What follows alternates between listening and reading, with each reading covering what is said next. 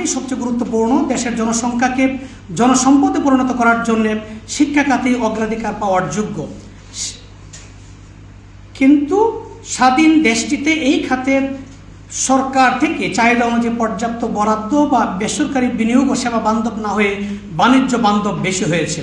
দক্ষতার উন্নয়ন ও গবেষণামুখী না হয়ে অর্থনৈতিক সুবিধাভোগী, দুর্নীতিবাজ ও রাজনৈতিক ক্ষমতামুখী দুর্বৃত্তের আড়ালেই এই শিক্ষাঙ্গন সহ শিক্ষা খাতটা বিভিন্নভাবে বিপর্যস্ত হয়েছে। অন্যদিকে মেধাবীরা উপযুক্ত কর্মক্ষেত্রে না পাওয়ায় বেড়েছে মেধা পাচার, আর কর্মসংস্থানের অভাবে বেড়েছে শিক্ষিত বেকারত্ব। এমত অবস্থায় ক্ষতিগ্রস্ত ও দুর্নীতি বিপর্যস্ত শিক্ষাখাতকে অবহেলিত অবস্থা থেকে উত্তরণই হোক মেধাবী জাতি গঠনের প্রথম পদক্ষেপ। আমাদের দেশের প্রভাবশালী যে সেকুলার চরিত্রের কারণে বাংলাদেশের জনগণ কখনোই ইসলামকে একটি পূর্ণাঙ্গ জীবন বিধান হিসেবে বুঝতে এবং অনুশীলন করতে পারেনি। ফলস্বরূপ দেশটি অনেক ঐতিহ্যবাহী রীতিনীতি, স্থানীয় রীতিনীতি এবং নৈতিক মূল্যবোধ হারিয়ে বস্তুবাদ, সহিংসতা, অসহিষ্ণুতা, দুর্নীতি এবং অন্যান্য নৈতিক অবক্ষয়ে জর্জরিত। তাই বিশেষ করে দেশকে বাঁচাতে এবং সাধারণভাবে এজ এ মুসলিম আত্মসম্মান বা আত্মপরিচয় সম্পন্ন জাতি হিসেবে নিজেকে উন্নীত করার লক্ষ্যে একটি সুষম ও সমন্বিত ব্যক্তিত্বের প্রয়োজন, যা শিক্ষা ব্যবস্থার সংস্কারের মধ্য দিয়ে সম্ভব। 2024 সালের 5 আগস্ট ছাত্র জনতার গণবিপ্লবের মধ্য দিয়ে শেখ হাসিনা সরকারের পতন হয়েছে এবং 8 আগস্ট শান্তিতে নোবেলজয়ী বিশ্ববরেণ্য অর্থনীতিবিদ ডক্টর মোহাম্মদ ইউনূসের নেতৃত্বে অন্তর্বর্তীকালীন সরকার গঠিত হয়েছে। ডক্টর ইউনূস সরকারের কাছে শিক্ষার্থী ও অভিভাবকদের প্রত্যাশা শিক্ষা ব্যবস্থার আমূল পরিবর্তন এবং বিশ্ববিদ্যালয়গুলিকে সত্যিকারের জ্ঞান চর্চার কেন্দ্র হিসেবে গড়ে তোলা। ভূমিকার এ অংশের পরে আমি বিশেষ করে স্মরণ করতে চাই গত 5 আগস্টের মহান যে বিপ্লব, সেই বিপ্লবে যারা শাহাদাত বরণ করেছেন, যারা আহত হয়েছেন এবং বিশেষ করে যারা এখনও নেতৃত্ব দিয়ে যাচ্ছেন, সে সকল বৈষম্য বিরোধী ছাত্র আন্দোলনের নেতৃবৃন্দদেরকে আমি বিশেষভাবে কৃতজ্ঞতার চিত্তে স্মরণ করছি এবং যারা শাহাদাত বরণ করছেন তাদের রূহের মাগফিরাত কামনা করছি। আমার আলোচনার শুরুতে আমি এখানে কয়েকটা ভাগে আলোচনাটা করতে চাই। প্রথমত, পাশ্চাত্য যে শিক্ষা ব্যবস্থাটা, যেটা এখন আমরা ইউরোসেন্ট্রিক এডুকেশন সিস্টেম, যেটা এখন বাংলাদেশে বা শুধু বাংলাদেশে না গ্লোবালি লিড করছে, এই ইউরোসেন্ট্রিক যে শিক্ষা ব্যবস্থা, এটার একটা ক্রমবিকাশ। এরপর আমি ইসলামী শিক্ষার ক্রমবিকাশটা বলবো, এরপরে এটার মধ্যে কিছু ডিফারেন্স এবং জিনিসগুলি আনবো এবং এরপরে আমাদের পরের প্রসঙ্গটা আরও পরে বলি। এরপরে আমি মূল টাইটেলগুলি বলে দিচ্ছি। এরপরে আমরা ধর্মীয় এবং নৈতিক শিক্ষা প্রসারে আমাদের যে লোকাল কমিটমেন্ট বা ন্যাশনাল কমিটমেন্ট অথবা ইন্টারন্যাশনাল যে কমিটমেন্ট বা গাইডেন্স আছে এগুলি একটু বলবো। এরপরে ফাইনালি আমরা বাংলাদেশের শিক্ষা ব্যবস্থায় ধর্মীয় শিক্ষা অথবা নৈতিক শিক্ষাটা কেন গুরুত্বপূর্ণ এটা আনবো। বাংলাদেশের প্রচলিত শিক্ষা ব্যবস্থার পাঠ্যক্রম সম্পর্কে একটু ধারণা দেওয়া হবে, বিশেষ করে জাতীয় শিক্ষাক্রম রূপরেখা NCF 2021। এরপরে আমরা আনবো যেটা হলো বাংলাদেশের শিক্ষা ব্যবস্থায় আমরা কেমন গ্রাজুয়েট চাই অথবা ওভারঅল শিক্ষা রিফর্ম এখন আমাদের এক্সপেকটেশনটা কি সেখানে আনবো এবং সেটার সূত্র ধরে আমার যে প্রস্তাবনা ইন্টিগ্রেটেড এডুকেশন, এই ইন্টিগ্রেটেড এডুকেশন সম্পর্কে একটু ধারণা দেওয়ার চেষ্টা করব এবং ইন্টিগ্রেটেড এডুকেশন সিস্টেমের মধ্যে যে প্রধান উপাদানগুলি আছে, integrated curriculum, integrated pedagogy, integrated assessment, এগুলি নিয়ে আলোচনা করে ফাইনালি কিছু রিকমেন্ডেশন এখানে উপস্থাপন করা হবে। তো যেটা বলছিলাম, পাশ্চাত্য শিক্ষার ক্রমবিকাশে আপনারা জানেন যে প্রাচীন গ্রিকদের আধুনিক শিক্ষার প্রবর্তক বলে মনে করা হয়। তাদের শিক্ষা ব্যবস্থার লক্ষ্য ছিল এই যে প্রাচীন গ্রিকদের যে শিক্ষা ব্যবস্থাটা, যেটা বলতে পারেন গোড়াপত্তন শিক্ষার বা জ্ঞানের গোড়াপত্তন, সেই শিক্ষা ব্যবস্থার লক্ষ্য ছিল কালুস কাগাতান, that means building a wise and good man. তাদের লক্ষ্য ছিল কিন্তু এটা, অর্থাৎ জ্ঞানী ও ভালো মানুষ অর্জন করাই গ্রিকদের বা গ্রিক এডুকেশন, যেখানে সক্রেটিস, প্লেটো, এরিস্টটল সহ অন্যরা যারা এখানে কন্ট্রিবিউট করেছেন তাদের লক্ষ্যমাত্রা ছিল। এবং পাশ্চাত্য শিক্ষা এবং পরবর্তীতে যার অনুসরণে গড়ে ওঠা আধুনিক শিক্ষা ব্যবস্থা মূলত এই গ্রিক দর্শন দ্বারাই প্রভাবিত। গ্রিক দর্শনের পাশাপাশি ইউরোপের শিক্ষা ব্যবস্থা তৎকালীন প্রভাবশালী চার্চদের দ্বারা নিয়ন্ত্রিত। যেমন দ্বাদশ শতাব্দীতে ইউনিভার্সিটি অফ প্যারিস, এটা যখন ফার্স্ট ইউরোপিয়ান ইউনিভার্সিটি যখন প্রতিষ্ঠা করা হয়, তখন সে প্রতিষ্ঠারও একমাত্র লক্ষ্য ছিল to serve the society through church. That means ওইখানকার সময় যে চার্চের মাধ্যমে মানে সমাজটাকে মানে সেবা করবে, সমাজের সেবা করবে, বাট থ্রু চার্চ। তো চার্চটা ছিল তখনকার এডুকেশনের সেন্ট্রাল পয়েন্ট। এরপর একই উদ্দেশ্য নিয়ে 1636 সালে যখন হার্ভার্ড বিশ্ববিদ্যালয় হয়, 18 শতক পর্যন্ত সেই হার্ভার্ড বিশ্ববিদ্যালয়ের পাঠ্যক্রমের মূল বক্তব্য ছিল, মূল বিষয়বস্তু ছিল থিওলজি, মানে ধর্মতত্ত্ব। এগুলো কিন্তু ডকুমেন্টেড, হ্যাঁ, সবগুলি, এবং ওইখানে লেখা আছে। পরবর্তীতে চার্চ ভার্সেস স্টেটের মধ্যকার দ্বন্দ্বে গির্জার ধর্মীয় ক্রিয়াকলাপকে যখন রাষ্ট্রীয় কার্যকলাপ থেকে পৃথক করা হয়, তখন থেকে এই প্রতিষ্ঠানগুলো নিষ্ক্রিয় হয়ে যায় এবং মেকিয়াভেলি, হবস, অগাস্টিন সহ প্রমুখ দার্শনিকের দর্শন চিন্তা পশ্চিমা শিক্ষা ব্যবস্থায় নতুন যুগের সূচনা করে। এবং সেভাবে ধর্মপ্রধান শিক্ষা ব্যবস্থা থেকে সরে এসে সেখানে যুক্তিবাদী চিন্তা এসেছে। এবং এর পরবর্তীতে 19 শতকের দিকে পশ্চিমারা বাজারমুখী চিন্তা সূত্রপাত করে এবং 20 শতাব্দীকে সেই বাজারমুখী শিক্ষা ব্যবস্থায় জীবনমুখী শিক্ষা ব্যবস্থার এখানে প্রবর্তিত হয়, যা সামাজিক সম্পর্ক, নৈতিক গুণাবলী, কর্মমুখী দক্ষতার প্রতি গুরুত্ব দেওয়া হয় এবং ইউনেস্কো যেটাকে এখন পর্যন্ত এটাকে প্রমোট করে যাচ্ছে। এটার একটা চিত্র এখানে দেওয়া আছে, আমি আর স্লাইডে যাচ্ছি না।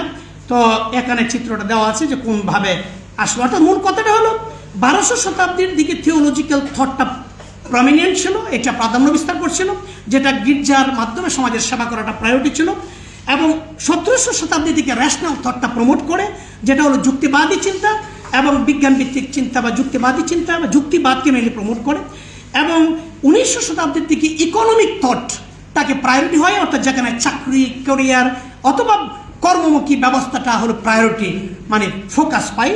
এবং ফাইনালি এখন মানে 21st সেঞ্চুরি অনওয়ার্ড, বা যেটা আমাদের এখন চলছে, যেটাকে বলা ট্রান্সফরমেটিভ বা লাইফ লং লার্নিং, এখানে সোশ্যাল, মোরাল এবং কগনিটিভ অ্যাসপেক্টস অফ লাইফ এটাকে গুরুত্ব দেওয়া হয়েছে, যেটা ইউনেস্কোর ডিক্লারেশন এটা বিদ্যমান আছে।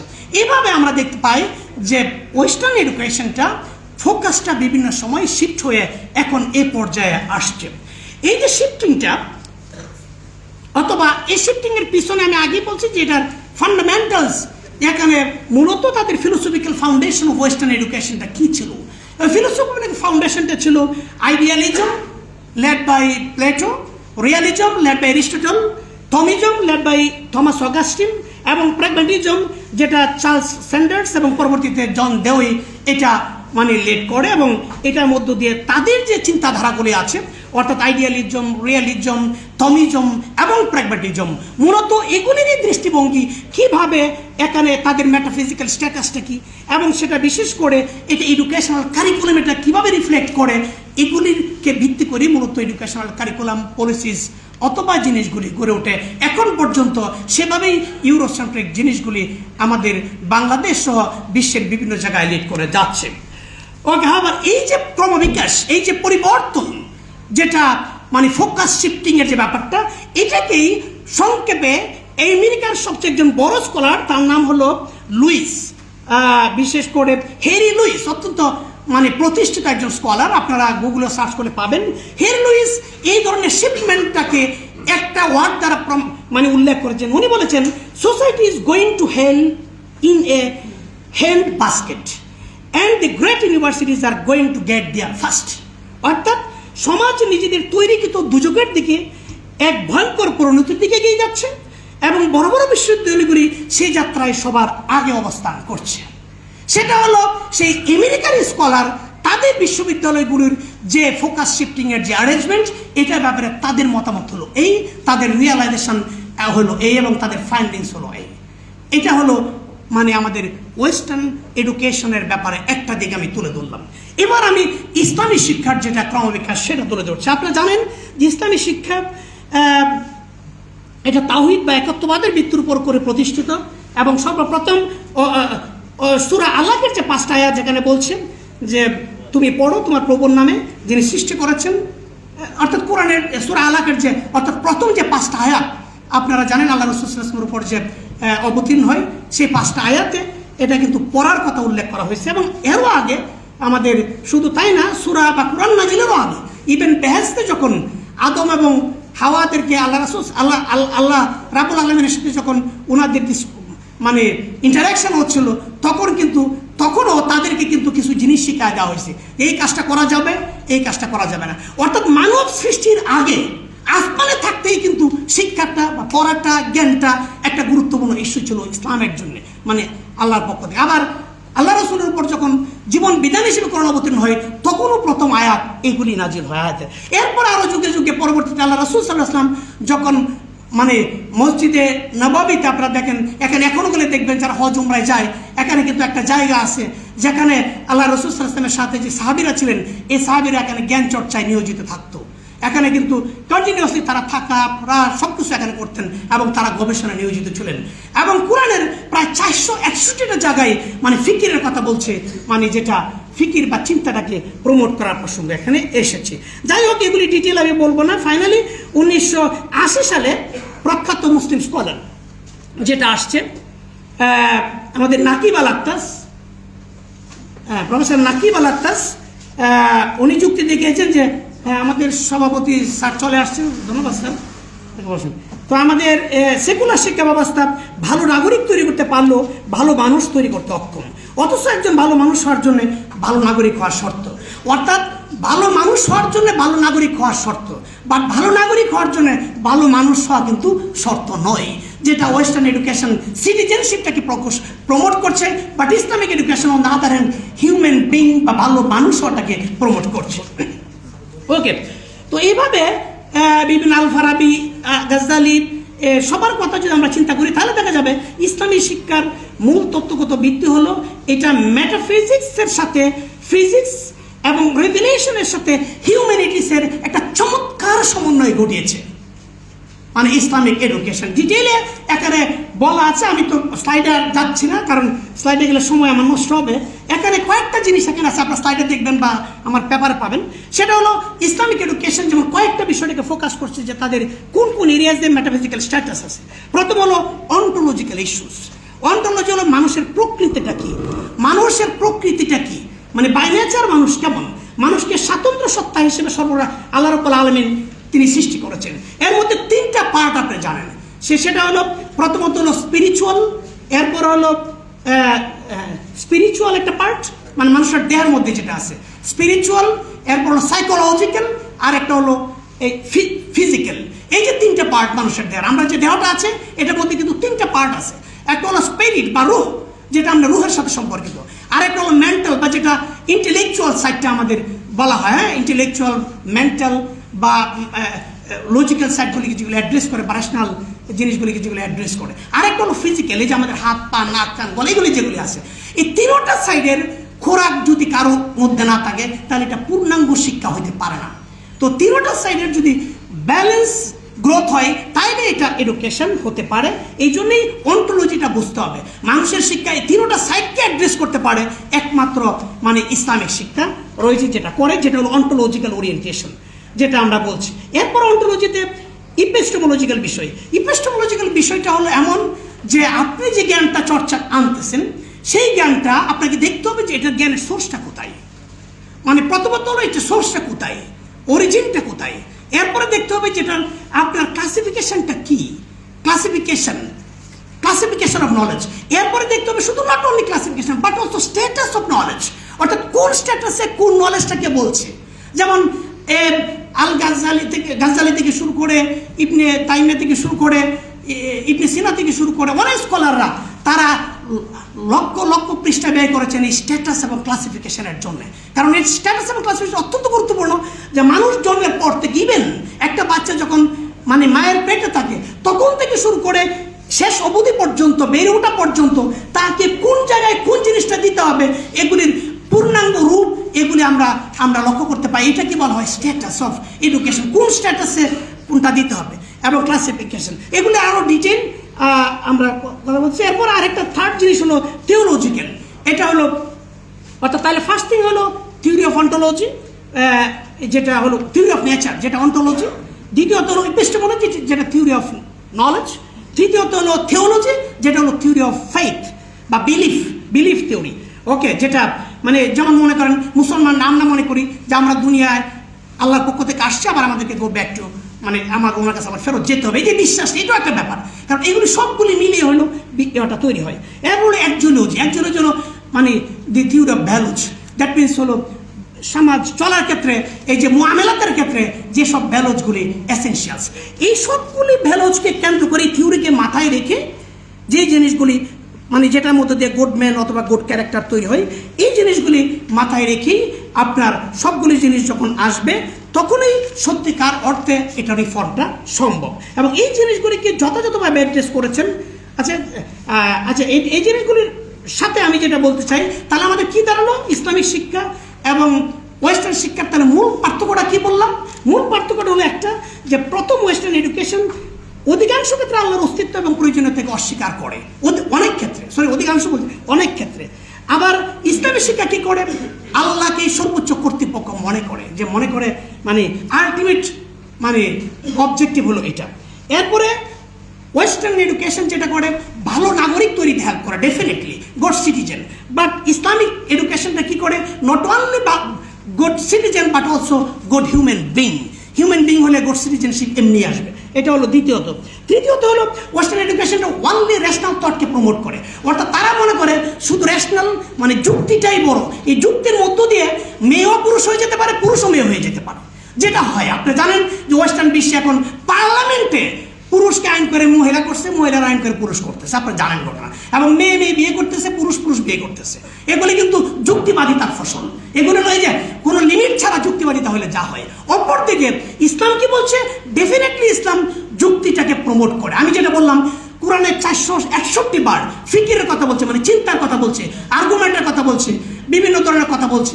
এই কথাগুলি বলা মানে হলো যুক্তিটাকে বা চিন্তাটাকে অবশ্যই প্রমোট করা, কিন্তু এর মানে একটা লিমিট থাকতে হবে।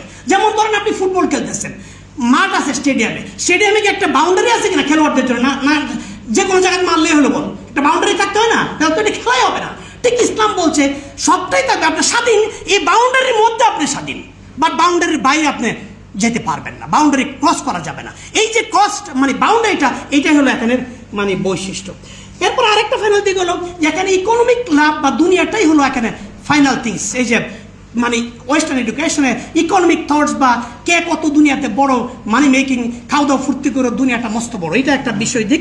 বাট অপর দিকে ওইখানে হলো পার্থিব এবং মানে পরকালীন দুটোর ক্ষেত্রেই সমানভাবে প্রায়োরিটি। দুনিয়াটাকে মনে করা হয় দুনিয়া মাজরাতুল আখিরাত, দুনিয়াটা হলো আখিরাতের শস্যক্ষেত্র। এখানে সে যেমন বীজ বপন করবে, অর্থাৎ যে জিনিসগুলি করবে এটাই পরকালে পাবে, অর্থাৎ দুটো সমান্তরালভাবে এটা খেয়াল রাখতে হয়। এটা হলো দিক। এরপর আমি যেটা বলবো, আধুনিক শিক্ষার ক্রম বিকাশে মুসলমানদের অবদান, এটা আপনারা সবাই জানেন। বিশেষ করে আপনি জানেন ওই যে 2001 ইনভেনশন, আপনারা বইটা গুগলে সার্চ করলে পাবেন। এখানে কিন্তু লস্ট হিস্ট্রি, এগুলো আরও বহুত জিনিস আছে যেগুলো আপনারা দেখলে দেখবেন মুসলমানরা এখানে কন্ট্রিবিউট কতটুকু করেছে। শুধুমাত্র মুসলমানদের জন্য কন্ট্রিবিউট করে নাই, ওয়েস্টার্ন এডুকেশন, ইভেন ওয়েস্টার্ন সিভিলাইজেশনের বেড়ে ওঠার পেছনে সবচেয়ে বড় অবদান হলো মুসলমানদের, এবং সেটা ওয়েস্টার্ন স্কলারদের দ্বারা রাইটিংসে প্রমাণিত, মানে দলিল মূলে কথা যে ওয়েস্টার্ন সিভিলাইজেশন যেটা এতটুকু আসছে, এগুলির পিছনে মূলত মুসলিম স্কলারদেরই কন্ট্রিবিউশন হলো মেজর কন্ট্রিবিউশন। আর সেই জায়গায় এখন আমরা ওয়েস্টার্ন মুসলিম স্কলারদেরকে আমাদের কোনো লিটারেচারে কোনো জায়গায় আমরা না রেখে আমরা কি করতেছি, শুধুমাত্র ওয়েস্টার্ন স্কলারদেরকে এখানে প্রমোট করছি। আমি ঢাকা বিশ্ববিদ্যালয়ের দুটো বিষয়ের উপর আমি গবেষণা করেছি, একটা হলো পলিটিক্যাল সায়েন্স ডিপার্টমেন্ট আর একটা হলো এডুকেশন, এই যে IER এর। এখানের কোর্স কারিকুলামের কন্টেন্টগুলি থেকে শুরু করে ইচ এন্ড এভরিথিং আমি দেখলাম এত ক্রেডিট আওয়ারের কোর্স করা হলো। এখানে কিন্তু মুসলিম স্কলারদের কোনো বই এখানে বিশেষ করে যারা ওই পার্সপেক্টিভে লিখছে, ওই ফিলোসফিতে লিখছে, ওই ওয়ার্ল্ড ভিউকে ধারণ করে লিখছে, এরকম কোনো বই এখানে পাওয়া যায় নাই, মিলে নাই। তাহলে রিকমেন্ডেড বইয়ে নাই, রেফারেন্স বইয়ে নাই, কন্টেন্টে নাই, কোথাও নাই। তাহলে এটা দ্বারা আমরা কি হচ্ছি, এর মানে আমাদের যা আত্মপরিচয়, এই আত্মপরিচয়টা পুরোটাই আমরা বিস্তৃত হয়ে আমরা এখন এই ইউরোসেন্ট্রিক এডুকেশনের দিকে মনে করতেছি ওরাই হয়তো আমাদের মানে দাতা, ওরাই হলো আমাদের সব কিছু। অথচ তারা কোরআনের ওয়ার্ডগুলিকেই মানে আপনি যদি দেখেন যে ওয়েস্টার্ন এডুকেশনাল লাইব্রেরিগুলিতে কোরআন নিয়ে এত চর্চা হচ্ছে, তারা লাইব্রেরিতে অমুসলিমরা ব্যাপক হারে কোরআন পড়ে পড়ে পড়ে পড়ে পড়ে কোরআনের মূল জিনিসগুলি তারা নিয়ে তাদের ভাষায় প্যারাফ্রেজিং করে সুন্দর সুন্দর গুড গভর্নেন্স সহ, সিটিজেনশিপ সহ সুন্দর সুন্দর ওয়ার্ডিংয়ে আমাদের সামনে উপস্থাপন করে। আর আমরাও এ তালে আছি, কিন্তু আমাদের এগুলি যে আমাদের এই সম্পদ, এগুলি যে আমাদের এই হেরিটেজ, এটা আমরা ভুলে গেছি এবং তাদের মাধ্যমে আমাদেরকে জাজ করার চেষ্টা করছি। এগুলিকে মাথায় রেখে, যা বললাম, এগুলিকে মাথায় রেখে বাংলাদেশ বিশ্বে একটা বড় কাজ হয়েছে। আপনার এই যে আপনি ধরেন মিডল এজ, যেটা যে অর্থে বলছিলাম মুসলমানদের যে কন্ট্রিবিউশন, এটার জন্য মিডল এজকে কী বলা হয়? যেমন আমিও যখন ঢাকা ইউনিভার্সিটিতে পড়ছি তখন টিচার আমাকে পড়াইছে middle age is a dark age, এবং middle age is a dark age কী হিসেবে চিন্তা করেছে? মূলত মুসলমানদেরকে অ্যাড্রেস করে খুঁচাতে কিন্তু কথাগুলি বলা হইতো। কিন্তু পরবর্তীতে যখন ইউনিভার্সিটিতে পড়ানো শুরু করলাম, পড়াই থেকে তো আরও বহু ধরনের লিটারেচার আমরা যাই, বাইরে পড়তে গেলাম, পড়তে গিয়ে দেখি হ্যাঁ yes, middle age is a dark age. For whom? Middle age is the dark age for European, but middle age is a golden age for Muslims. তো এইটা হলো আমাদের এটা প্রমাণিত সত্য। সেই হিসেবে আমরা যেটা বলতে চাই, এগুলিকে মাথায় রেখেই আমাদের জিনিসটাকে রিভাইভ আপ করাটা অত্যন্ত গুরুত্বপূর্ণ ছিল। এই যে আমাদের হেরিটেজ, এই হেরিটেজকে রিভাইভ করাটা একটা সময়ের দাবি ছিল। সেই কারণে 1977 সনে আমি আপনাদেরকে জানা দিতে চাই, 1977 সনে মক্কায় first world conference on Muslim education, যেটা হয় first world conference on Muslim education মক্কায় হয়, এবং সেটা ছিল আমাদের বাংলাদেশের একজন খ্যাতিমান পুরুষ ডক্টর সৈয়দ আলী আশরাফ স্যারের নেতৃত্বে, এবং আরও মানে কিং আব্দুল আজিজ ইউনিভার্সিটি নির্দেশনায়, তত্ত্বাবধানে এবং সৌদি গভর্নমেন্টের সহযোগিতায় 1977 সনে first world conference on Muslim education সেটা হয় মক্কায়, এবং সেখানকার মূল আলোচ্য বিষয় ছিল concepts and theories of education. Concepts and theories of education. সেখানে ফার্স্ট এটা ছিল হলো তখন, এখানে সরি একটু প্লিজ,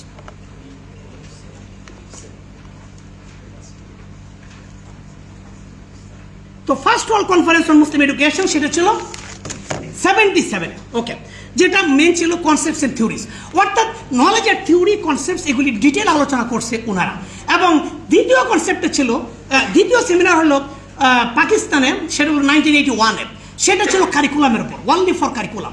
থার্ড কনফারেন্স হচ্ছে আমাদের বাংলাদেশে, ইন্টারেস্টিং বিষয়, এবং সবগুলি কিন্তু রাষ্ট্রীয় উদ্যোগে, আমি যা বলতেছি কোনো ইন্ডিভিজুয়াল গ্রুপের উদ্যোগে না, সবগুলি কিন্তু রাষ্ট্রীয় উদ্যোগে। সৌদি আরবেরটা রাষ্ট্রীয় উদ্যোগে, দ্বিতীয় পাকিস্তানটা পাকিস্তান সরকারের উদ্যোগে, বাংলাদেশেরটা তৎকালীন বাংলাদেশ সরকারের উদ্যোগে 1983-তে এরশাদ সাহেবের সময়। এখানে হয়েছে কি এটা টেক্সট বুকের উপর, এবং চতুর্থটা হলো আপনার চতুর্থটা হয় উগান্ডাতে, এবং সেটা হয় কিসের উপর? টিচিং মেথোডলজির উপর। এরপর 4, 5, 6 এরকম আরও অনেকগুলি কনফারেন্স হয়, যেগুলি পরপর মানে অন্যরা এটা কনভে করে, এবং এই সবগুলি কনফারেন্স, বিশেষ করে প্রথম 4টা কনফারেন্স খুব সিগনিফিকেন্ট ছিল, এবং এই 4টা কনফারেন্স কারণ হলো এডুকেশনের মেজর 4টা এরিয়া তারা কভার করছে। কোন 4টা এরিয়া? আমরা যে এডুকেশন রিফর্ম বলবো, এডুকেশন মূলত 4টা মেজর এরিয়া তারা কভার করছে। প্রথম হলো থিওরিজ অ্যান্ড কনসেপ্টস, দ্বিতীয়ত হলো কারিকুলাম, তৃতীয়ত হলো টেক্সট বুকস, চতুর্থ হলো টিচিং মেথোডলজি। এই 4টা এরিয়ায় কিন্তু এডুকেশনের মূল জিনিস। আপনাকে বুঝতে হবে যে এই 4টা ইস্যু, এই 4টা ইস্যু কিন্তু তারা অ্যাড্রেস করছে, এবং অ্যাড্রেস করে পরবর্তীতে একটা রেজুলেশনে তার ঐক্যমত্য হয়েছে, যেটাকে বলে মক্কা ডিক্লিয়ারেশন নামে পরিচিত। সেই মক্কা ডিক্লিয়ারেশনে সারা ওয়ার্ল্ডের সকল state head signatory, Bangladesh is one of the signatory country of this resolution end of this declaration. কি বুঝতে পারছেন কথাটা কি? তাইলে কি দাঁড়ালো? সেই রেজুলেশনে কি বলছে? সেই রেজুলেশনের কমেন্টটা এমন ছিল যে দেখেন কথাটা ঘোষণাপত্রে কি বলা আছে।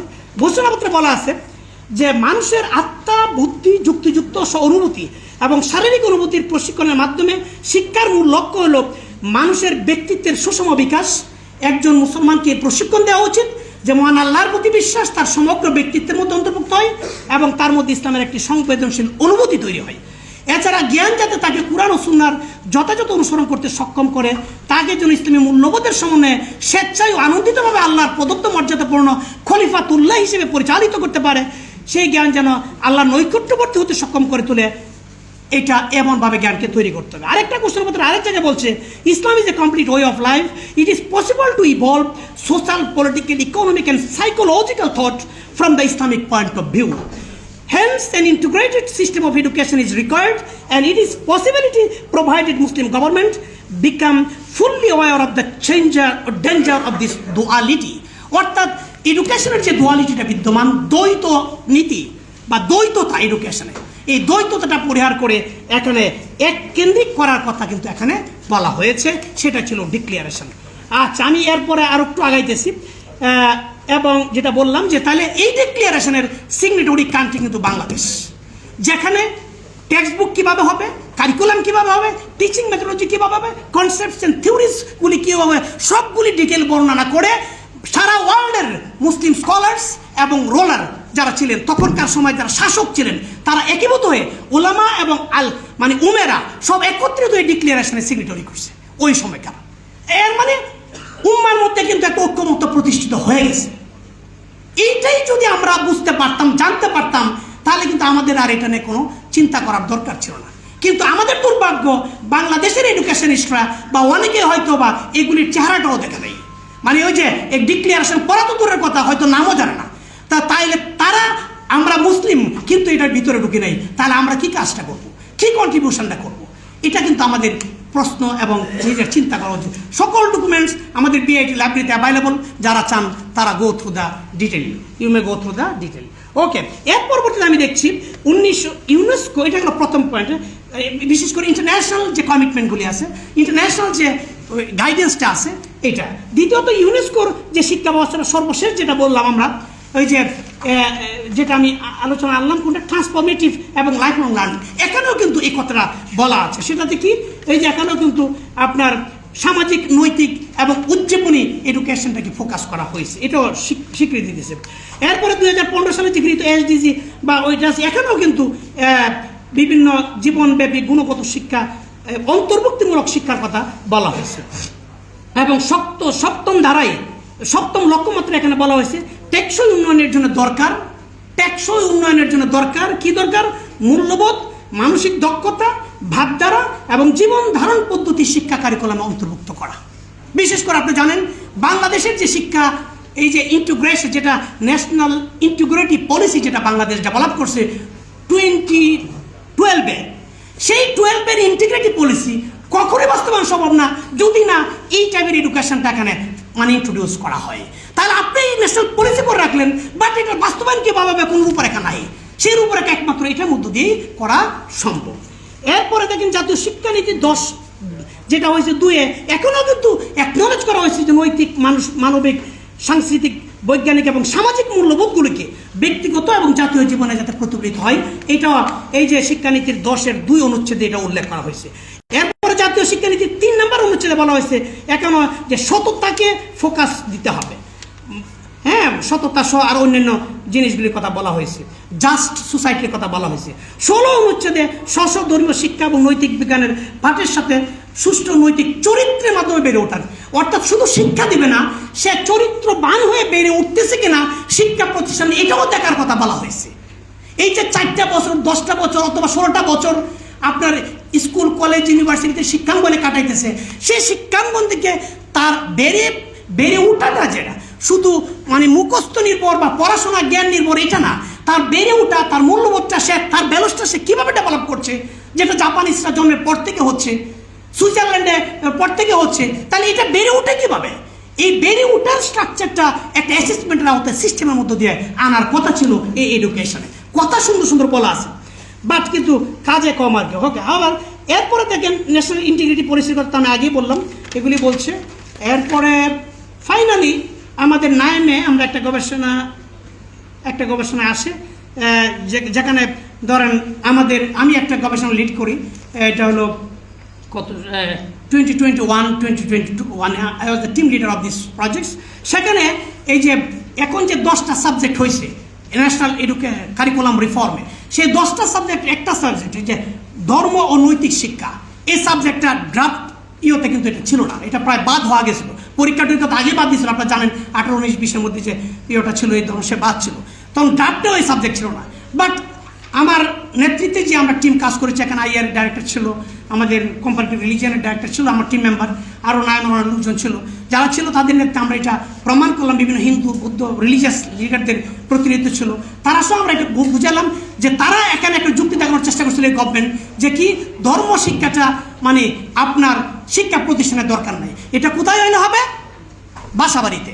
অর্থাৎ ধর্ম শিক্ষার দরকার, কিন্তু এটা বাসা বাড়িতে হোক, মানে বাড়ির মধ্যে হোক, এটা পিতামাতার দায়িত্ব, এটা শিক্ষা প্রতিষ্ঠানের দায়িত্ব না। বাট আমরা এস্টাবলিশ করলাম যে না, এটা শিক্ষা প্রতিষ্ঠানের দায়িত্ব, কাজে শিক্ষা প্রতিষ্ঠানে এটা ইনকর্পোরেট করতে হবে ধর্ম শিক্ষাটা, নৈতিক শিক্ষা, ধর্ম শিক্ষাটা। এরা শুধু নৈতিক শিক্ষা রাখতে চাইছে। আরেকটা বিষয় আর্গুমেন্টে তাদের ছিল, যে একটা বড় আর্গুমেন্ট ছিল, হ্যাঁ ধর্ম শিক্ষা যদি থাকেও, সরি নৈতিক শিক্ষা থাকলে নৈতিক শিক্ষার জন্য ধর্ম কোনো সোর্স হইতে পারে না। একজন এথিস্ট আপনার কি হতে পারে, মোরাল হইতে পারে, তাদের যুক্তি এটা। কিন্তু আমরা এটা প্রমাণ করেছি যে না, নৈতিকতার জন্য, ভ্যালুস ডেভেলপের জন্য মূলত যার মধ্যে ধর্মের ইয়েটা বেশি, তার মধ্যে এটা বাস্তবায়নটা বেশি হয়। কারণ ধর্মই এই প্রেরণাটা, অনুভূতিটা জাগ্রত করতে সক্ষম, সেটা যে ধর্মই হোক। কাজেই অবশ্যই নৈতিকতা, মোরালিটি এবং এথিক্সের জন্য প্রাইমারি সোর্স হইতে হবে আপনার রিলিজিয়ান বা ইসলাম ধর্ম বা অন্যান্য ধর্ম, যেটা বললাম। এই আর্গুমেন্টের ভিত্তিতে হাওয়ার অনেক ডিবেটের পরে এটাকে এস্টাবলিশ করা গেছে এবং গভর্নমেন্ট কিন্তু এনসিএপি সাবজেক্টকে অন্তর্ভুক্ত করছে বিকজ অফ আওয়ার এফোর্ট।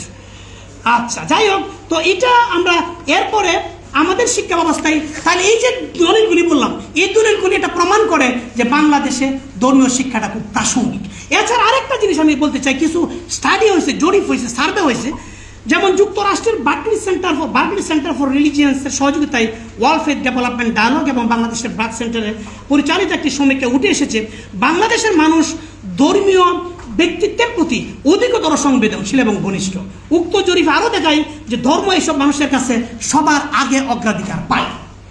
দ্বিতীয়ত, যুক্তরাষ্ট্রভিত্তিক আরেকটা সংগঠন, আমাদের যে সংগঠন international institute Islamic thought USA এবং ইন্ডিয়ানা ইউনিভার্সিটি, এটার যৌথ আরেকটা গবেষণা হয়, যেটা I was the national consultant of this study. সেখানে দুটো স্টাডি হয়, একটা 18 এবং একটা 19। সেখানে এটাই আসছে যে সমগ্র আমাদের পরিচালিত এখানে 4000 শিক্ষার্থী, অভিভাবক এবং শিক্ষকের কাছ থেকে তথ্য সংগ্রহ সার্ভে করা হয়েছে এবং জরিপে দেখা যায় যে 86% সাক্ষাৎকার প্রদানকারীরাই ধর্মীয় কাজের সাথে বা রিলিজিওসিটিটা মেনটেন করতে চায়, রক্ষা করে চলে। তৃতীয়ত, দৈনিক প্রথম আলো তার যুব সমাজের উপর 19 সালের জীবন আচারে ধার্মিকতা সম্পর্কিত একটি গবেষণা চালিয়েছিল। এই সমীক্ষায় দেখা গেছে যে প্রায় 94% উত্তরদাতারা ধর্মের প্রতি দৃঢ় বিশ্বাস এবং সম্পর্কিত থাকার কথা স্বীকার করে এবং উক্ত জরিপটি প্রথম আলো প্রথম করে 2017 সালে, পরবর্তীতে করে 19 সালে। দেখা গেছে 17 সালের তুলনায় 2019 সালে আরও 10% এটা বৃদ্ধি পেয়েছে। তাহলে এর মানে কি, সবগুলি স্টাডি প্রমাণ করে যে রিলিজিওসিটিটা অঙ্গাঙ্গভাবে জড়িত, আমাদের সকল মজ্জাগতভাবে আমাদের মানে জড়িত। কাজে এখানে ধর্মকে অবজ্ঞা করে অন্য কোনো শিক্ষানীতি বা শিক্ষা ব্যবস্থার কোনো জিনিস চিন্তা করা যায় না। রিলিজিয়ান ম্যাটার, কি ঠিক না বেটি? কি বললাম? রিলিজিয়ান ম্যাটার, এটা হলো মূল বক্তব্য এখানে। যাই হোক, আমরা বাংলাদেশ শিক্ষা ব্যবস্থার পাঠ্যক্রম এখানে পর্যালোচনার সময় নেই, আমার মধ্যে সময় কমে আসছে, এগুলি এখানে পরে দেখে নেবেন। এনসিএফ এর কথাটা আমি বললাম, ন্যাশনাল কারিকুলাম ফ্রেমওয়ার্কে যদিও অনেক ভালো জিনিস, আমি কিন্তু ন্যাশনাল কারিকুলাম ফ্রেমওয়ার্ক যেটা করছে এটার মানে আমি একজন ভক্ত মানুষ এক অর্থে, কারণ এটা অত্যন্ত টেকনিক্যালি অত্যন্ত ভালো একটা কাজ হয়েছে। মানে আপনি টেকনিক্যালি মানে আমরা যারা এডুকেশন ব্যাকগ্রাউন্ডের, তারা যদি এটাকে টেকনিক্যাল আসপেক্টে বিবেচনা করি, যে এডুকেশন আসপেক্টে যে বিষয়গুলি মেনটেন করা হয়, এগুলি মেনটেন করা তারা খুব সুন্দরভাবে এটা উপস্থাপন করছে। বাট যেটা হয়েছে, এইগুলিকে বাস্তবায়ন করার জন্য 2002 সালে যে পাইলটিং প্রজেক্ট নিয়েছে এবং এগুলির জন্য যে পুস্তক সমূহ, শিক্ষক সহায়িকা বা শিক্ষক প্রশিক্ষণের যে মডিউল তৈরি করা হয়েছে, সেগুলিতে সুন্দর সুন্দর চমৎকার ব্যবহার করার পাশাপাশি নৈতিক মূল্যবোধ ও ধর্মীয় শিক্ষার এটার কোনো প্রতিফলন সেখানে আসে নাই। এগুলি এরপরে পঠিতব্য যে 10টা বিষয় এখানে অনেক স্পর্শকাতর ইস্যুসগুলি এখানে স্থান পেয়েছে, যে কারণে আমরা এটাকে গ্রহণ করতে পারি না। এই হলো আমাদের এই পর্যন্তর ব্যাখ্যা। এবার তাহলে আমরা কি চাই, আমরা কেমন শিক্ষা চাই? এটা না আমাদের বক্তব্য হলো যে আমাদের যে শিক্ষা ব্যবস্থাটা, এখানে আপনাকে মাথায় রাখতে হবে যে গার্জিয়ানের মধ্যে প্রথম কথা হলো যে ছাত্রছাত্রীরা এই যে 16টা বছর মানে এতটা বছর পড়াশোনা যে করতেছে শুরু থেকে এ পর্যন্ত, অনার্স লেভেলে 4 বছর বা আরও বেশি সময়, এসএসসি এইচএসসি, এই যে শিক্ষা একটা মানে অতগুলি ইয়ার তারা ব্যয় করতেছে, এই ব্যয়ের পিছনে তাদের কি অবজেক্টিভ, এটা আমাদের মাথায় রাখতে হবে। এরা কেন কষ্ট করে কিছু লোক পড়তেছে আর কিছু লোক পড়তেছে না, কেন তারা অনেক কষ্টের মধ্যেও তারা অনেক লিমিটেশন থাকার পরও তারা পড়তে চায়, পড়াশোনা করতে আসে, স্কুলে পাঠায়, কলেজে পাঠায়, ইউনিভার্সিটিতে পাঠায়, তা গার্জিয়ানরা কেন পাঠায়, এটা আমাদের মাথায় রাখতে হবে। আবার জনগণ কেন এটাতে ট্যাক্স দেয়, কেন দিতে চায়, জনগণের ট্যাক্সের পয়সা এটা পরিচালিত হচ্ছে, তাহলে কেন ট্যাক্সটা দিচ্ছে, এটা আমাদের মাথায় রাখতে হবে। যেখানে বিনিয়োগ করলে সেই বিনিয়োগটা কেমন আসবে। এরপরে আসছে কোনটা, রাষ্ট্র কেন এটাতে বিনিয়োগ করে, তাহলে জনগণ কেন ইনভেস্ট করতেছে, রাষ্ট্র কেন এটার জন্য এতটুকু করতেছে, এরপরে ব্যক্তিও কেন এতটুকু সময় ব্যয় করতেছে। এই জিনিসগুলো যদি আমরা মাথায় নেই, তাহলে দেখা যাবে আমি যে কথাটা বললাম, যে সবগুলি করতে গেলে আমাদের আসলে একটা ইন্টিগ্রেটেড এডুকেশন সিস্টেম দরকার, সমন্বিত শিক্ষা ব্যবস্থা প্রয়োজন। তাহলে সমন্বিত শিক্ষা ব্যবস্থার কি আছে, কি বলা যায়? সমন্বিত শিক্ষা ব্যবস্থা বলতে আমি এখানে মেন করছি দুটো সাইড। একটা সাইড হলো যে বলছি যেগুলি ধরেন জাতীয় লক্ষ্য, চেতনা, বিশ্বাস, পরিচয়কে সমুন্নত রেখে একটি একীভূত শিক্ষা ব্যবস্থা প্রণয়ন করা, যেখানে বহুধা বিভক্ত বিভিন্ন শিক্ষা আছে। যেমন আমাদের বহুধা বিভক্ত শিক্ষা ব্যবস্থা আছে কোনটা? সাধারণ শিক্ষা, কারিগরি, ইংরেজি মাধ্যম, আলিয়া, কৌমি, আরও অনেক non formal education, informal education, এগুলো তো বহুত আছে। এগুলো যদি আমরা চিন্তা করি তাহলে দেখা যাবে সবগুলোর জন্য একটা অভিন্ন শিক্ষানীতি, অভিন্ন শিক্ষানীতি। স্বাধীনতার পর থেকে অভিন্ন শিক্ষা ব্যবস্থা প্রণয়নের জন্য বিভিন্ন চেষ্টা করা হয়েছিল, বাট এগুলি ফেল করেছে। এই ক্ষেত্রে সমন্বিত শিক্ষা ব্যবস্থার দুটো দিক। একটা দিক হলো যে সকল ধরনের শিক্ষা তারাকে একীভূত করে, সবগুলি তারাকে এক করে। যেমন মনে করেন আমি যতগুলি ধারা বললাম আপনারা জানেন, সব দ্বারা এক করে কি করা, এক করে একটা নির্দিষ্ট লেভেল পর্যন্ত একই একটা শিক্ষা কাঠামোর আওতায় নিয়ে আসা, মানে একটা নির্দিষ্ট লেভেল পর্যন্ত, যাতে করে একই ধরনের মানুষ। বহুধা বিভক্ত মানে শিক্ষা ব্যবস্থা মানে বহুধা, বহুমত, বহুপদ, বহু চিন্তা, ওই যে যা হয় আর কি। মানে ফাউন্ডেশনটা যদি বহুধা বিভক্ত হয় তাহলে আউটকামটা কি আসবে, রেজাল্টটা কি আসবে? রেজাল্টটা বহুধা বিভক্তই হবে। যে কারণে আমাদের চিন্তাধারা এত মানে সকল গ্রুপের মধ্যে আমাদের চিন্তার মানে এত ধরনের ফারাক বিদ্যমান। ওকে, এটা একটা দিক। আরেকটা দিক হলো যে বাংলাদেশের বিভিন্ন ধারায় প্রাতিষ্ঠানিক বিভক্তি ছাড়াও শিক্ষা না। দ্বিতীয়টা হলো যে জাতীয় শিক্ষানীতি অনুসারে সাধারণ শিক্ষা, কারিগরি শিক্ষা, ধর্মীয় শিক্ষা একই সিলেবাসের আওতায় এনে, এটা হলো প্রথমটা যেটা বললাম, একটা আওতায় এনে সমন্বিত রূপ দেওয়া। দ্বিতীয়টা হলো যেটা বললাম যে এখানে শুধুমাত্র শিক্ষা ব্যবস্থায় যেমন নবম শ্রেণীতে ছাত্রছাত্রীদের বাছাই করে নিতে হয় বিভিন্ন বিভাগ, এরা একটা লেভেল মতো বিজ্ঞান, কলা, এই নিয়ম অনুযায়ী নবম শ্রেণীতে গিয়ে সিদ্ধান্ত নিতে হয় যে তার কেরিয়ারে কোন পথ ঠিক করবে। অথচ ওই বয়সে একজন শিক্ষার্থী নিজেকে এই যে কেরিয়ার অর্থে বোঝার কথা না। তো প্রকৃত অর্থে বিভাগ বাছের সিদ্ধান্ত বেশিরভাগ ক্ষেত্রে শিক্ষার্থীদের উপর চাপিয়ে দেওয়া হয়। এর ফলাফল কি হয় যে স্কুল কর্তৃপক্ষ নির্ধারণ করে অনেক ক্ষেত্রে। এই দুটো দিকের মধ্যে প্রথমটি একটি সময় সাপেক্ষ জটিল মনে হইলেও এটা দীর্ঘমেয়াদী পরিকল্পনায় যুক্ত করা উচিত আমি মনে করি। দ্বিতীয় দিকটি বাংলাদেশ সরকার অলরেডি NCF 2021 এটা অন্তর্ভুক্ত করেছে এবং করে 22-23 এটা বাস্তবায়ন শুরু করছে, যেটা একটা আমরা জগা খিচুড়ি মার্ক আমরা বলতে পারি, এটা কোনো ফল বয়ে আনে নাই। কাজে আমাদেরকে আলটিমেটলি প্রথমটার দিকে যেতে হবে যে একটা লেভেল পর্যন্ত যা যেখানেই পড়ুক, মাদ্রাসা পড়ুক, আলিয়া পড়ুক, ইংলিশ মিডিয়াম পড়ুক, অমুক পড়ুক, আমি বলছি না যে সব লেভেলে এক হয়ে যেতে হবে, নো, একটা লেভেল পর্যন্ত এবং কিছু সাবজেক্ট কমন থাকতে হবে সবার জন্যই, কিছু কমন সাবজেক্ট থাকতে হবে। এই কমন সাবজেক্ট ছাড়া এটা সম্ভব না। এটা একটা লেভেল পর্যন্ত এবং কিছু সাবজেক্টে কমন থাকতে হবে, মানে যে যে দ্বারাই পড়ুক। এটা হলো আমার মানে এখানে দৃষ্টি, এবং এটাকে আমি সমন্বিত শিক্ষার বলছি আর কি। হ্যাঁ, তো এখানে দেখেন এটার প্রয়োজনীয়তা আরও আছে, বিভিন্ন রিপোর্ট, BIDS এর রিপোর্ট আছে, TIP রিপোর্ট আছে, বিভিন্ন ধরনের রিপোর্ট আছে। আমি এত সময় আমি যাইতে পারছি না, আমি ফাইনালি আমার মডেলগুলিতে আমি চলে যাচ্ছি। এই অবস্থায় আমাদের পরামর্শটা কি?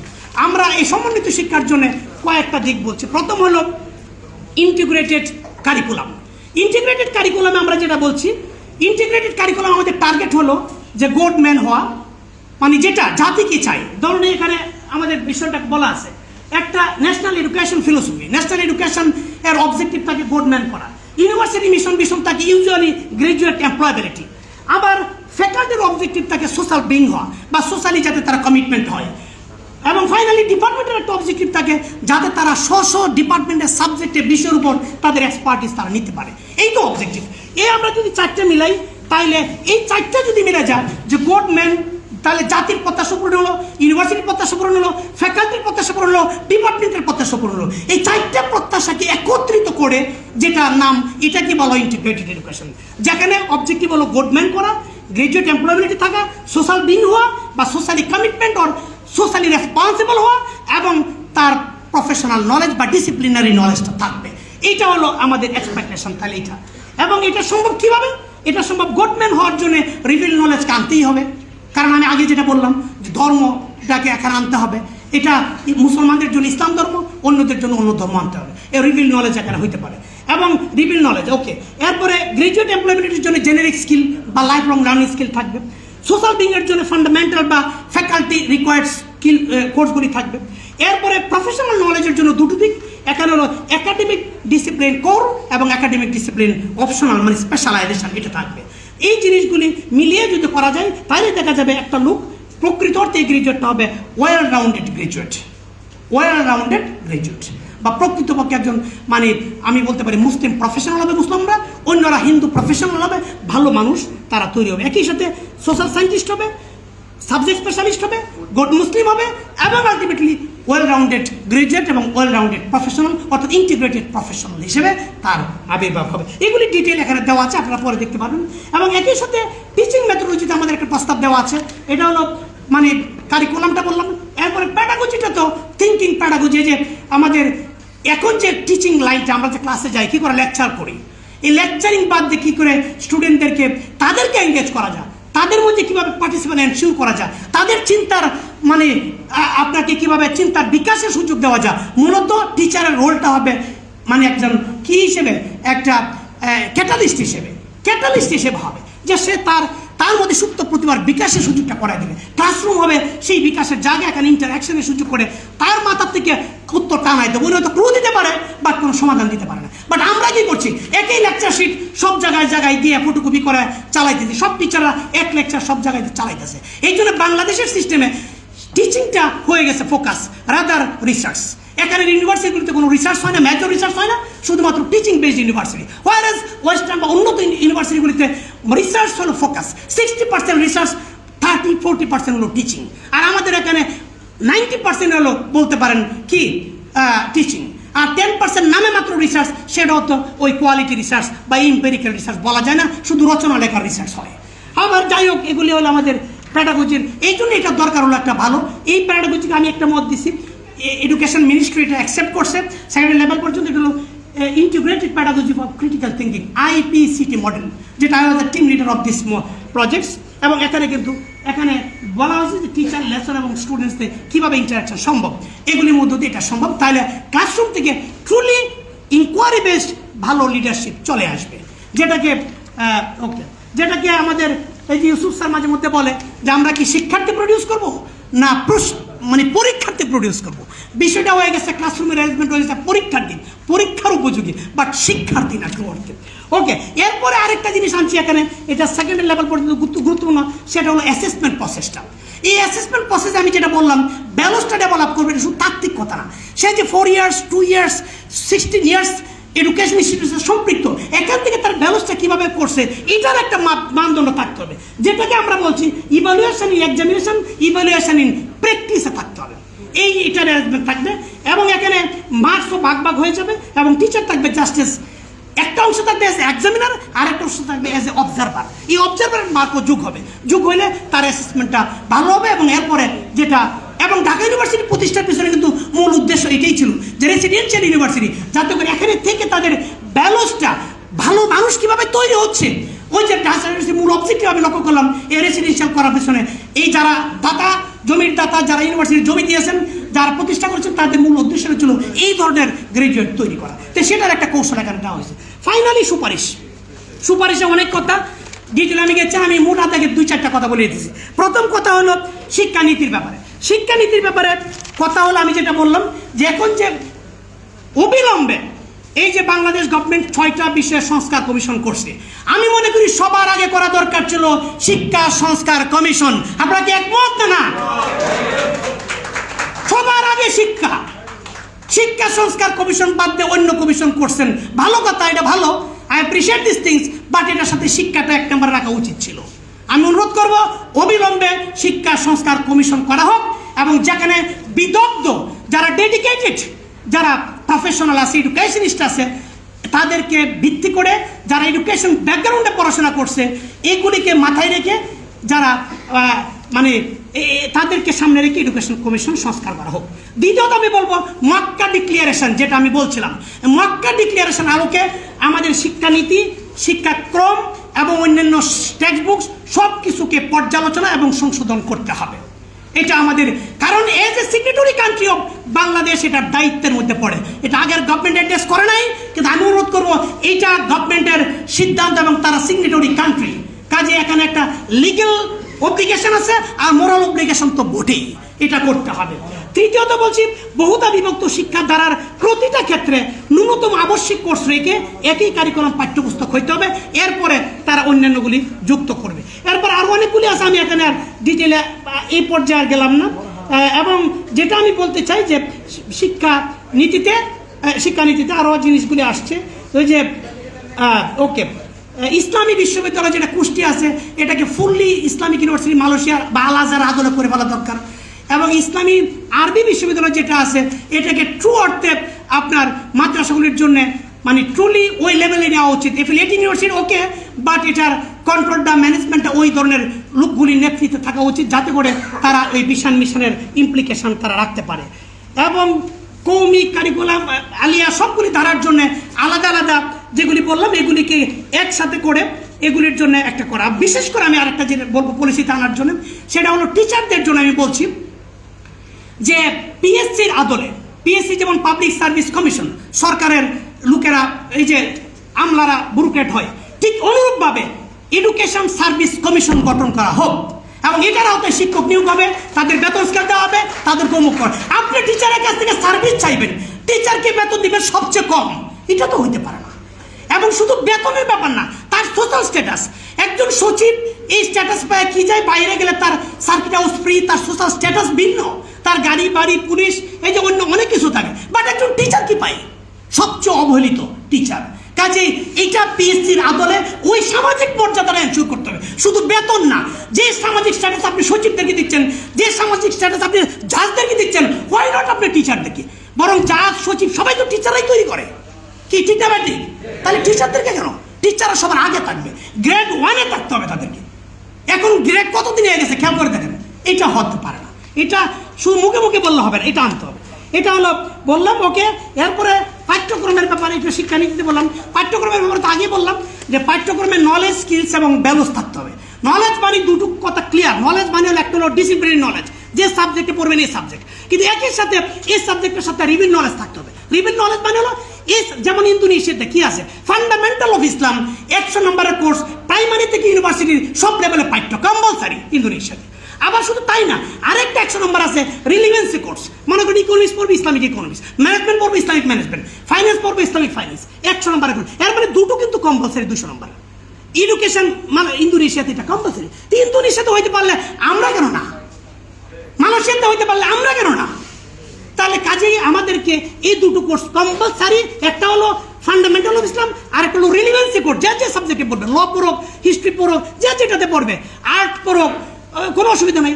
এগুলিতে সবগুলিতে এটার মধ্যে থাকতে হবে, সবগুলিতে আছে কিন্তু। কারণ ইসলাম একটা কমপ্লিট কোড অফ লাইফ। এমন কোনো ডিসিপ্লিন নাই যে ডিসিপ্লিনের ইসলামিক পার্সপেক্টিভ আইডেন্টিফাইড না, যে ডিসিপ্লিনের ইসলামিক ভিউ পয়েন্ট নাই।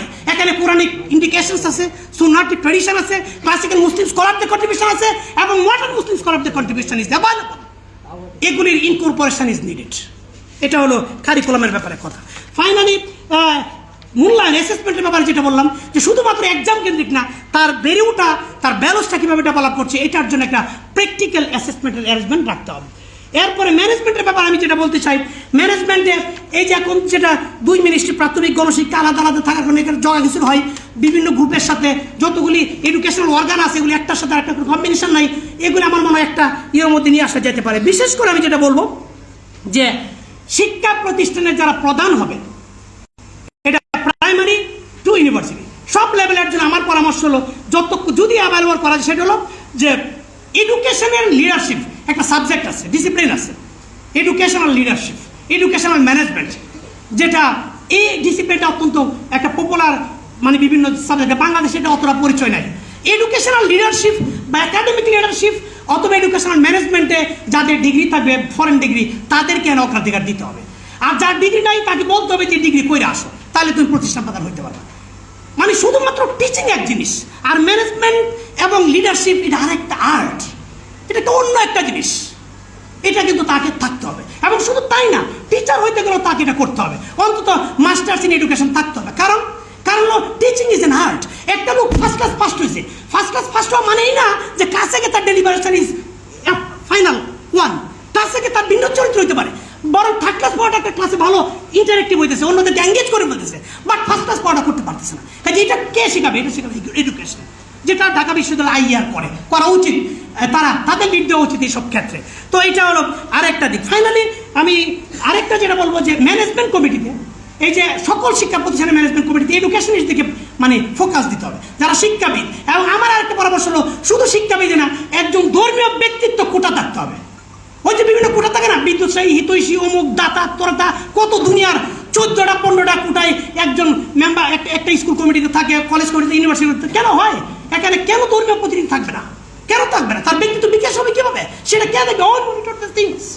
কাজে এখানে ধর্মীয় প্রতিনিধি থাকতে হবে এবং এখানে তাদের যারা এডুকেশনের তাদের ব্যাকগ্রাউন্ডে তাদেরকে এখানে প্রোভাইড করতে হবে, দেখে দেখে তাদেরকে নিতে হবে। এটা হলো আমাদের ব্যবস্থাপনার ব্যাপারে। ফাইনালি গবেষণা রিসার্চের কথা কিছু পরামর্শ আছে, আমি বললাম না। এই সব মিলে ফাইনালি আমি যেটা বলতে চাই যে এই সবগুলি জিনিস একমাত্র তখনই সম্ভব যদি আমাদের এই দেশের সব আলোচনা করে এই যে যা বললাম এগুলির আলোকে আমাদের ভিশনটা আমরা তৈরি করতে পারি। যদি জাতি make a vision, create a vision, এই ভিশনটা তৈরি করতে হবে যে কী চাই, একটা ভিশন, দেন হলো কমিটমেন্ট, দেন হলো অ্যাকশন। মানে without vision there is no commitment, there is no action without commitment. সেই জন্য vision, commitment and action is required.